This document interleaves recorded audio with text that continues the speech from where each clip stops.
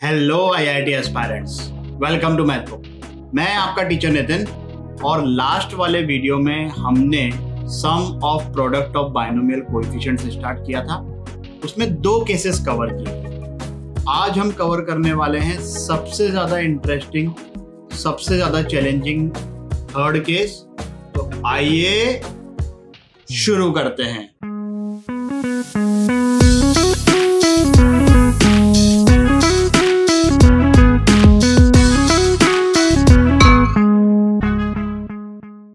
हमने जो दो केसेस कवर किए थे उनमें अपर इंडेक्स सेम था। सेम का मतलब मैंने समझाया था किस सेम की बात कर रहे हैं। यहां पर जो तीसरा केस है वो है upper index varies in one expression and lower index varies in other. नहीं समझ में आया? ये क्वेश्चन लिखा हुआ है, पहले मैं समझा देता हूं। देखो भाई, ये इसमें अपर इंडेक्स एन, इसमें भी अपर इंडेक्स एन, इसमें भी अपर इंडेक्स एन और ऐसे इसमें भी अपर इंडेक्स एन।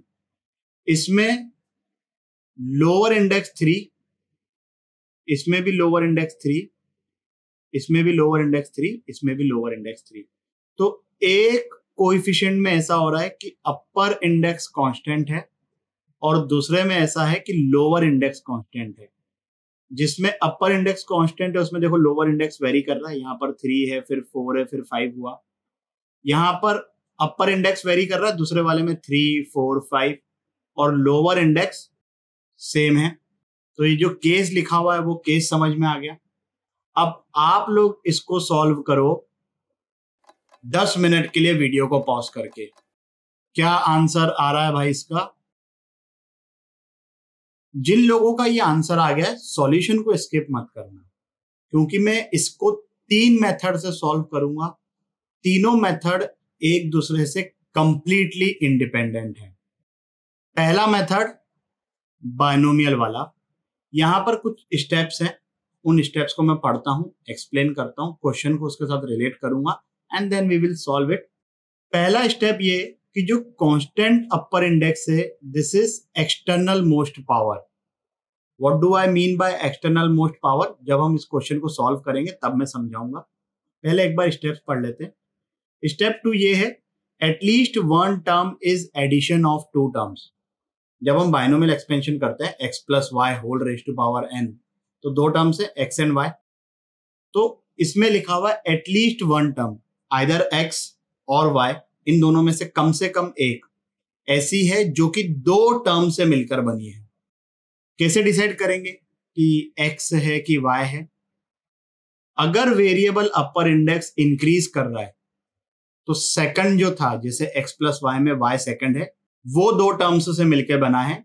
और अगर वेरिएबल अपर इंडेक्स डिक्रीज कर रहा है तो first term is addition of two terms. ये मिनिमम है ना, जैसे मैंने यहाँ पे लिखा है ना, at least one term is addition of two terms. तो अगर दोनों ही दो टर्म्स का एडिशन है तब तो टेंशन ही नहीं है कि आगे वाला x है कि पीछे वाला y है।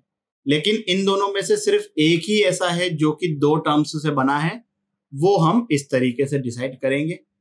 स्टेप्स को एक बार जरा प्रॉपरली पढ़ लीजिए फिर से and then we will switch to the solving of the question. Constant upper index is the outer most power. अब यहां पर जो वेरिएबल अपर इंडेक्स है वो इंक्रीज कर रहा है, तो ये जो सेकंड टर्म है it is made of two terms. Let's say I will call it alpha plus beta. अब मैं इसकी जनरल टर्म लिखता हूं भाई, एनसीआर, एक्स की पावर हो जाएगी n minus R, alpha plus beta की पावर हो जाएगी r। और जैसे ये बढ़ते जाएगी सीक्वेंस, जब हम स्टार्ट करते हैं तो r की वैल्यू इंक्रीज करते जाती है। यहाँ पर ये देखिए ये बढ़ते जाएगा। वही हमने कहा है कि अपर इंडेक्स अगर जो वेरिएबल है वो इंक्रीज कर रहा है, क्योंकि सेकंड वाली टर्म का एक्सपोनेंट इंक्रीज करता है ना, और पहली वाली चीज का एक्सपोनेंट डिक्रीज करता है। अब ये alpha plus beta whole raise to power r है, मैं इसकी भी जनरल टर्म लिखूंगा। ध्यान से देखिएगा भाई जरा। तो इसकी general term let's say we write as RCS X raise to power N minus R ऐसे लिख दिया। यहां पर अल्फा की पावर बन जाएगी आर माइनस एस और बीटा की पावर बन गई एस। अब देखो भाई, आर जो है अगर मैंने इधर इसको लिया 3 तो ये बन जाएगा NC3। 3 क्यों ले रहा हूं? क्योंकि यहां पर हमारे पास 3 से स्टार्टिंग है, तो ये बन जाएगा 3R ये वाला 3CS। यहां पर क्या है 3C3, मतलब S कितना 3। सेकंड की देखें यहां पर ऑब्जर्व करते हैं वही चीज। तो R को अगर मैंने लिया 4 तो ये बन गया NC4। यहां पर ये है 4CS, हमने S को क्या लिया है 3, तो ये बन जाएगा 4C3। S हो गया हमारा 3। X को और अल्फा को, इन दोनों को हमने ले लिया 1। तो ये एक्सप्रेशन जो है हमारे पास ये वाला, ये क्या बन जाएगा NCR इंटू RC3 बीटा की पावर 3। बीटा की पावर यहां पर S थी, है ना। ये X और अल्फा को हमने 1 लिया है, वो तो क्वेश्चन की रिक्वायरमेंट होगी कि आपको क्या चूज करना है। यहां पर ये S कांस्टेंट है 3 के इक्वल, तो ये बीटा रेज टू पावर 3 बन गया। अब यहां पर R को मैं वेरी करवाऊं 3 से लेकर N तक के। सो जो हमारा क्वेश्चन है वो क्या है basically, summation of this when R is from 3 to N। यही हमारा क्वेश्चन बन गया। बीटा को हटा दीजिए, मतलब बेसिकली हम बीटा क्यूब के कोएफिशिएंट की बात कर रहे हैं, और हम बीटा क्यूब के कोएफिशिएंट की बात किस एक्सप्रेशन में कर रहे हैं, इस वाले एक्सप्रेशन में where x is 1 and alpha is 1। तो x को 1 सब्स्टिट्यूट किया, अल्फा को 1 सब्स्टिट्यूट किया, बीटा को बीटा ही रहने दिया, तो वो एक्सप्रेशन बन गया 1 plus 1 plus beta whole raise to power n। और हमें क्या चाहिए, कोएफिशिएंट ऑफ बीटा क्यूब। इसमें कोएफिशिएंट ऑफ बीटा क्यूब लिखना बहुत ही इजी है, NC3 2 raise to power n minus 3। ये आ गया हमारा आंसर बहुत ही बढ़िया तरीके से। आगे बढ़ते हैं हमारे दूसरे मेथड की तरफ, by permutation and combination. Let's say कि हमारे पास n बॉयज हैं और हमें एक टीम सिलेक्ट करनी है जिसमें एक कैप्टन, एक वाइस कैप्टन और एक विकेट कीपर है। बाकी जो हैं उन पे कोई कंडीशन नहीं है, मतलब ये हो सकता है कि बाकी में से मैं किसी को भी नहीं सिलेक्ट करूं। 3 को हमने सिलेक्ट कर लिया, 3 में एक कैप्टन, एक वाइस कैप्टन और एक अपना विकेट कीपर हो गया, और बाकी के ऊपर कोई कंडीशन नहीं है। तो सीक्वेंस देखो कैसी बनेगी। कम से कम मुझे कितने लड़कों को सिलेक्ट करना पड़ेगा, 3 को तो सिलेक्ट करना ही पड़ेगा। तो अगर मैंने 3 को ही सिलेक्ट किया तो इन 3 में से तीनों को सिलेक्ट करके मुझे कैप्टन, वाइस कैप्टन और विकेट कीपर बनाना पड़ेगा। अगर मान लो कि मैंने 4 लड़कों को सिलेक्ट किया इन n में से, तो इन 4 में से 3 को सिलेक्ट करना पड़ेगा जिनको मैं captain, vice captain, wicket keeper बनाऊंगा। अगर मैं 5 लड़कों को सिलेक्ट करूं तो ये हमारी सीक्वेंस, यही सीक्वेंस है। अब ये जो हमने कहानी बनाई है कि भाई n लड़के हैं जिनमें से कम 3 लड़कों को सिलेक्ट करना है for captaincy, vice captaincy and wicket keeping, बाकी पे कोई कंडीशन नहीं। अब इसको हम PNC से सॉल्व करते हैं। तो पहले तो n लड़कों में से मैंने 3 लड़कों को सिलेक्ट कर लिया because that is our minimum requirement. कितने लड़के बच गए अब, n-3। हर लड़के के पास 2 पॉसिबिलिटी है, या तो वो टीम में है या तो नहीं है, नहीं है, नहीं है। कितने लड़के हैं ऐसे जिनके पास ये 2 पॉसिबिलिटीज है, n-3। तो 2 इंटू 2 इंटू 2 ये कितनी बार होएगा, n-3 टाइम्स। ये आ गया भाई हमारा आंसर।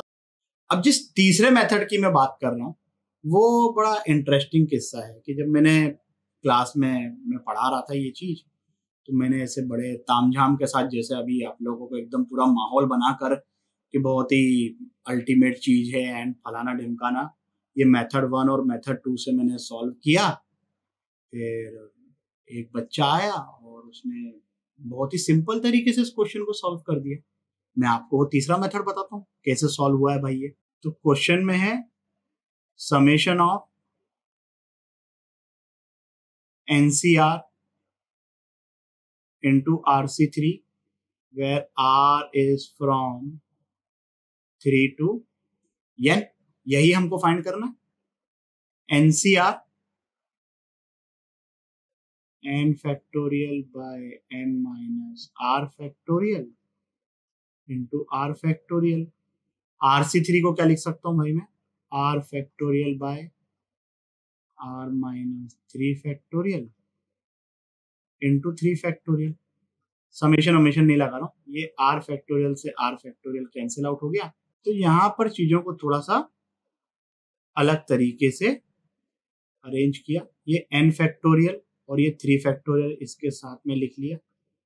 इधर एक n माइनस 3 फैक्टोरियल अपनी तरफ से क्रिएट किया। जब डिवाइड किया है तो मल्टीप्लाई भी करना पड़ेगा। इधर ये n माइनस आर फैक्टोरियल बचा हुआ है और इधर ये r माइनस 3 फैक्टोरियल बचा हुआ है। ये हो गया NC3 और ये हो गया n minus 3 C R minus 3, है कि नहीं भाई। ये जो n माइनस आर लिखा हुआ है वो इसका और इसका डिफरेंस है ना, या तो ऐसे देख लो कि इन दोनों का एडिशन ये ऊपर लिखा हुआ है, समेशन है ही बाहर। ये जो NC3 है, क्योंकि समेशन की लिमिट r पर लगी हुई है, ये तो कांस्टेंट हो गया, तो इसको हमने निकाल दिया समेशन से बाहर। अंदर क्या बच गया, r इक्वल टू 3 से लेकर up to n minus 3 C R minus 3। ये क्या है, n minus 3 C0 plus n minus 3 C1 up to n minus 3 C n minus 3। इसकी वैल्यू हमको पता है, NC0 से लेके NCN तक का समीशन होता है 2 रेज़ टू पावर n, तो इसकी वैल्यू हो जाएगी 2 raise to power n minus 3। एक बाहर NC3 है, ये अंदर आ गया 2 raise to power n minus 3। उसने एकदम इतने सिंपल तरीके से इस क्वेश्चन को सॉल्व कर दिया। तो ये जो पूरी मेरी मेहनत थी, ये जो मैंने पूरा ऐसा तामझाम बनाया कि भाई ये मेथड 1 मेथड 2 ये सब एकदम थोड़ा सा, समझ रहे हो, तो मुझे थोड़ा सा बुरा लगा यार। मतलब काइंड ऑफ बोल सकते हो कि मेरा ईगो हर्ट कर गया। मैंने क्या किया, मैंने भाई अब एक काम करो, आप इस क्वेश्चन को सॉल्व करो, आप लोग भी ट्राई करिए। अब माइनस आ गया है तो इसमें PNC वाला तरीका भी नहीं लगेगा, और ये जो था ये ऐसे कटकुट करने वाला ये भी नहीं लगेगा। You only have one option and that is this. चलिए फिर शुरू हो जाइए। 10 मिनट के लिए वीडियो को पॉज करके इस क्वेश्चन को सॉल्व करिए। क्या आंसर आ रहा है भाई इसका, 2 रेज़ टू पावर n। जिन लोगों का ये आंसर आ गया सॉल्यूशन को स्किप कर दीजिए, बिकॉज इसका तो मैं सिर्फ एक मेथड बताने वाला हूं, as I have already said. Upper index जो कि कांस्टेंट है, ये n, इधर भी n, इधर भी n, तो अपर इंडेक्स जो कांस्टेंट है वो सबसे बाहर वाला पावर बन जाएगा। अब जो वेरिएबल अपर इंडेक्स है वो हो रहा है डिक्रीज, तो इसका मतलब पहली term is made of 2 terms, ठीक है भाई। लेकिन अगर मैं इसकी जनरल टर्म लिखूं, अगर थोड़ा सा ध्यान देंगे तो यार ये जो n की NCR जब आता है तो ये कुछ n का पार्ट ही इसको मिलेगा ना, जबकि यहां पर तो हमें दिख रहा है कि यार यहाँ पर तो इसका जो अपर इंडेक्स है वो खुद n से ज्यादा है, डबल है उसका। अगर मान लो कि मैं इसकी थर्ड टर्म लिखता हूं NC2, तो NC2 तो इसको मिलेगी n माइनस 2 पावर, जबकि यहां पर तो थर्ड पर है 2n माइनस 4। तो इसका मतलब जो हमको मिल रहा है n माइनस 2, यहां पर उसका डबल लिखा हुआ है। तो ये अल्फा प्लस बीटा नहीं होगा, ये अल्फा प्लस बीटा का स्क्वायर होगा। कनेक्ट कर पा रहे हो भाई? अब इसकी लिखेंगे हम जनरल टर्म, तो ये NCR अल्फा प्लस बीटा का स्क्वायर, मतलब इधर n माइनस आर बाइनोमियल की वजह से, और ये 2 हमने ऑलरेडी लिख दिया, so this will be 2n minus 2r gamma raise to power r। अब क्योंकि अल्टरनेट प्लस माइनस चल रहा है और ये जो गामा का पावर है वो r को 0 डाला तो ये गामा रेज टू पावर 0, फिर r को 1 डाला तो गामा रेज टू पावर 1, तो गामा की वैल्यू तो हमने ले ली भाई -1, ताकि हमारा ये अल्टरनेट प्लस माइनस एडजस्ट हो जाए। और ये जो एक्सप्रेशन है, अब मैं इसकी जनरल टर्म लिखता हूं, तो वो जो गामा की वजह से -1 आया उसको हमने इस तरीके से -1 रेज टू पावर r लिख दिया, ये आ गया NCR। और alpha plus beta whole raise to power 2n minus 2r, उसकी जनरल टर्म अभी हम लिखे हैं, so that will be 2n minus 2r CS लिख लेते हैं। अल्फा की पावर हो जाएगी this minus this, so this will be 2n minus 2r minus s, beta की पावर s जो कि यहां पर कांस्टेंट लोअर इंडेक्स है, क्या है n n n n, तो s हो गया हमारा n के इक्वल। अल्फा को ले लिया हमने 1, क्योंकि इस टाइप के एक्सप्रेशन की हमें कोई रिक्वायरमेंट नहीं है, जो कि हमारा क्वेश्चन है। So this thing now becomes, basically ये जो हमारी सीक्वेंस है ये है coefficient of beta raise to power n when alpha is 1, beta is beta, gamma is -1। और हमने जो एक्सपेंशन लिखा था वो क्या था भाई, ये अल्फा की जगह आ गया 1, बीटा की जगह बीटा, इसका स्क्वायर प्लस गामा की जगह हमने लिया था -1 whole raise to power n। इसमें हमें क्या चाहिए, coefficient of beta raise to power n। इसको हम सिंप्लीफाई करेंगे, 1 plus beta the whole square, that will be 1 plus beta square plus 2 beta, -1 तो 1 कट गया, अंदर चीज बच गई beta square plus 2 beta whole raise to power n। इसमें हमें चाहिए coefficient of beta raise to power n। एक बीटा कॉमन निकल रहा है तो बीटा को मैंने बाहर निकाल दिया, beta raise to power n बन के निकलेगा, इधर बीटा इधर 2। इस पूरे एक्सप्रेशन में हमें beta raise to power n का कोएफिशिएंट चाहिए था, beta raise to power n यहाँ पर ऑलरेडी है, इसका मतलब ये जो अंदर चीज बची हुई है इसमें हमें चाहिए constant term, so that will be NCn 2 raise to power n which is equals to 2 raised to power n, and that's our answer। समझ में आया क्या भाई? अब देखो ऐसा है कि ये जो हमने लिखा था इसमें ये चीज लिखी थी, at least 1 term is addition of 2 terms. एक टर्म 2 टर्म्स का एडिशन है, इस पे तो हमने 2 क्वेश्चन कर लिए, एक जो पहला वाला था जिसको हमने मल्टीपल मेथड से किया, और एक ये वाला। 2 टर्म्स और दोनों की दोनों एडिशन ऑफ 2 टर्म्स। इस क्वेश्चन को सॉल्व करिए आप लोग 10 मिनट के लिए वीडियो को पॉज करके। क्या आंसर आ रहा है भाई? NC2। जिन लोगों का ये आंसर आ गया सॉल्यूशन को स्किप कर सकते हैं, जिन लोगों का नहीं आया देख लीजिए। Constant upper index is n, तो आउटर मोस्ट पावर तो बन गई n। जो अपर इंडेक्स वेरिएबल है वो डिक्रीज कर रहा है, तो first term is made of 2 terms. इसको हम स्क्वायर कर देते हैं। स्क्वायर के पीछे लॉजिक समझ में आया ना, इधर ये 2n लिखा हुआ है ना, ट्वाइस हो रहा है जैसा पिछली बार। सो सेम थिंग, इसकी अभी हम जनरल टर्म लिखते हैं। यहां पर देखो क्या हो रहा है कि ये 2n माइनस 1 हो रहा है, जबकि ये जो स्क्वायर वाली चीज है जैसे ही ये n इसके साथ जो भी डिवाइड होगी NCR, तो इस चीज को एक्सपोनेंट मिलेगा n minus r, so that will be 2n minus 2r। तो 2n माइनस जो भी क्वांटिटी होगी वो इवन होगी, जैसे हमारे पिछले वाले क्वेश्चन में थी, कोई टेंशन ही नहीं। यहां पर तो 2n-1 आ रहा है, आगे जाके 2n-3 भी आएगा। तो क्या करें, करते हैं उसको हैंडल। पहले इसकी जनरल टर्म एक बार लिख लेते हैं ताकि और बेटर तरीके से दिखना शुरू हो जाए। ये 2n-1 कब आ रहा है, जब r इक्वल टू 1 है। हमने r को 1 सब्स्टिट्यूट किया तो ये तो बन गया 2n-2। यहां पर एक 1 है। अगर खुद गामा अल्फा प्लस बीटा हो जाए then the exponent will become 2n-r। फिर r इक्वल टू 0 पर हमें मिल जाएगा 2n, r इक्वल टू 1 पे हमें मिल जाएगा 2n-1, r इक्वल टू 2 पे हमें मिल जाएगा 2n-2। तो जो चीज हमें चाहिए वो मिल जाएगी। अल्टरनेट प्लस माइनस भी चल रहा है, तो हम क्या करेंगे, हम गामा को लिखेंगे minus of alpha plus beta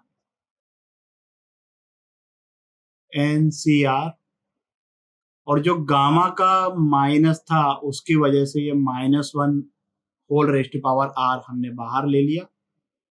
अंदर आ जाएगा अल्फा प्लस बीटा 2n-r। अब इसकी जनरल टर्म लिखते हैं भाई जरा।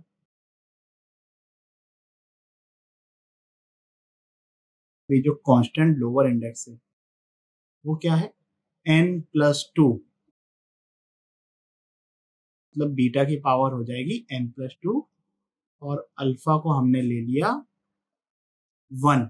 So we are looking at the coefficient of beta raised to power n+2 in the expansion of alpha plus beta का square. Alpha कितना 1, बीटा कितना बीटा, इसका square minus alpha plus beta, क्योंकि gamma को हमने माइनस अल्फा प्लस बीटा लिख लिया ना। इसको ओपन करेंगे तो 1 से 1 कट जाएगा, इधर आएगा बीटा स्क्वायर प्लस 2 बीटा, एक बीटा से एक बीटा कटा, so this will be, beta बाहर निकाला तो beta raise to power n बन के निकलेगा, अंदर बचा बीटा प्लस 1। तो इतने एक्सप्रेशन में हमें बीटा स्क्वायर का कोएफिशिएंट चाहिए, दैट विल बी NC(n-2), जिसको आप NC2 लिख लो। बात समझ में आई क्या? इस वीडियो के लिए बस इतना ही। आशा करता हूं कि आपको ये टॉपिक भी अच्छे से समझ आया होगा।